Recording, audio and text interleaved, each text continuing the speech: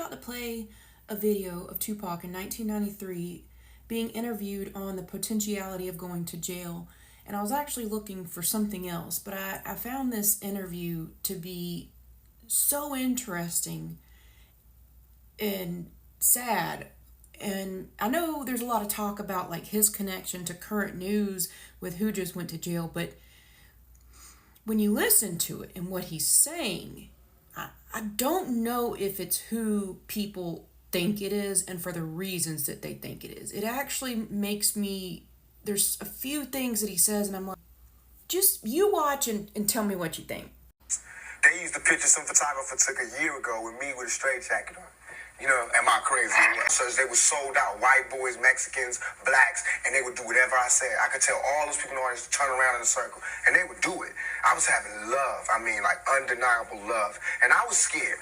I was scared that I would come to a town and I have the leader of the gang there telling me, what do you need? I was scared. But so was America. So was somebody else, because all of a sudden I had all kind of legal problems. And you have to think about this. I had a clean record for 20 years. A clean record, living in the ghetto, in the gutter, no record. What about my morals then? What about my character then? You know what I'm saying? In 2 years that I start raising noise, that I start being publicly viewed, I've had a record. And now it looks like I'm a criminal who has no way of being reformed. But all of these came one after the other. Do you understand? Right. It takes logic. Well, what about, that's another interesting part of your past. Have you ever been incarcerated before? Have I ever been incarcerated? No, not for longer than a day. Longer enough for somebody to take me. You know, the police can arrest anybody they want, put them in jail. But if you stay there, that, you know what I'm saying? I haven't stayed anywhere. I've been arrested a lot, put in the cell, and they come and get me when I call my lawyer. You know what I'm saying? But I'm an innocent type of guy. Well, I wanted to bring up, obviously tomorrow is a big day. You're being sentenced tomorrow. Yeah. And, we're sitting here in 24 hours. You'll know what the situation's going to be. Are you thinking about the prospect of going to jail? First I was like, I'm not going to jail. I was like, if they try to come get me for something I didn't do, I'm gonna open fire. You know what I'm saying? But I can't do that because it's not just me anymore. You know what I'm saying? That's what they expect. If I have to, if God sees it fit for me to spend time in a cell, if he wants my brain to be inside of a cage, if he's brought me so far from hell to put me here, and now he wants me to go to jail, I'll go. You know what I'm saying? If that's where I'm meant to be. But I don't think so. I don't think so. You know what I'm saying? I don't really believe in my heart that I belong in jail. I don't believe I did anything to warrant me going to jail. Okay. What do you think, if you do go to jail, is to be expected because you are a known personality? I'm going to ask to be put in solitary confinement, and I'm going to do push-ups and read books and come out weed-free, smoke-free, and with a degree or some shit. You know what I'm saying? I won't let it stop me, you know what I'm saying? But I'm not going to jail to just parlay. If I went to jail, best believe it's not like I'm going to have a problem in jail. I got love there. You know what I'm saying? I got love from thugs and the street dudes. And I can go to jail and probably organize a riot. You know what I'm saying? But that's not what I want to do. If I have to go to jail, I don't even want to be living. I want to just cease to exist for however long they have me there.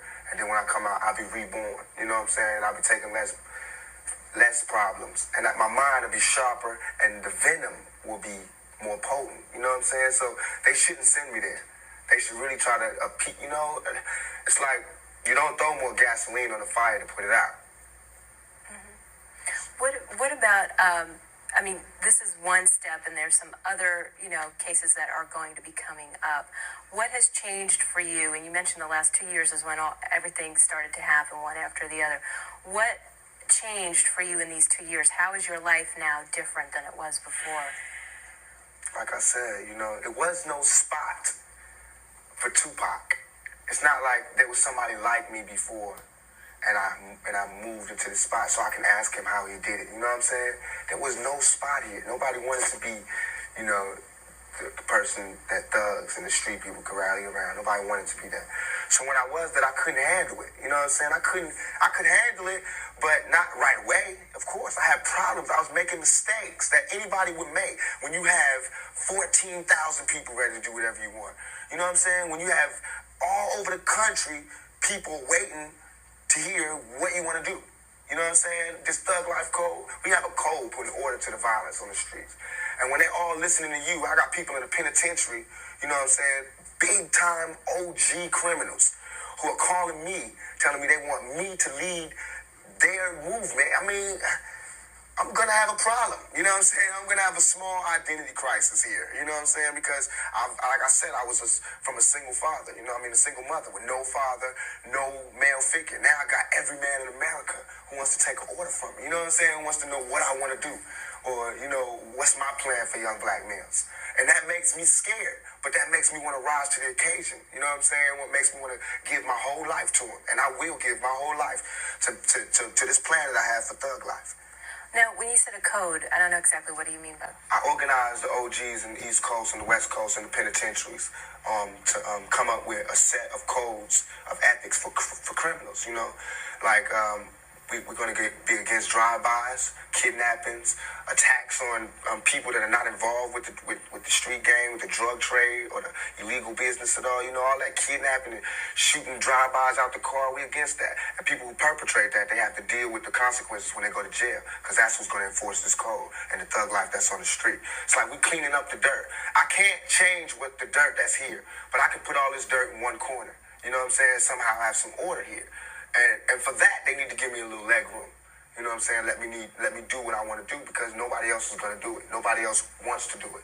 But I'm not scared to walk in the middle of Watts, Compton, Chicago, wherever, and sit down with whoever's the OG and say this is what we need to do.